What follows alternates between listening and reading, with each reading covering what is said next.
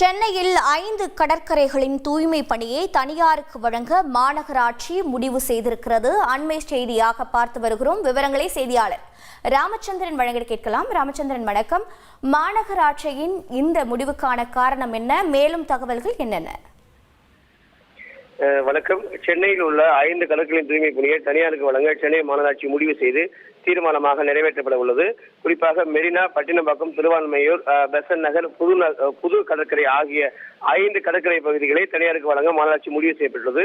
250 acre பரப்பளவு கொண்ட மெரினா கடற்கரையை ஒரு வருட காலத்துக்கு தூய்மை பணி மேற்கொள்ள 7,09,00,000 ரூபாய்க்கும், அதே போல பட்டினப்பாக்கம், பெசன்ட் நகர், திருவான்மையூர், புதுநகர் ஒட்டுமொத்தமாக 95 ஏக்கர் பரப்பளவு கொண்ட 4 கடற்கரைக்கும் ஒரு வருட தூய்மை பணியை மேற்கொள்ள 4,54,00,000 ரூபாயை செலுத்த வேண்டும் என்றும் தனியாருக்கு வழங்க முடிவு செய்யப்பட்டுள்ளதாகவும் இன்று அந்த தீர்மானமாக நிறைவேற்றப்பட உள்ளது.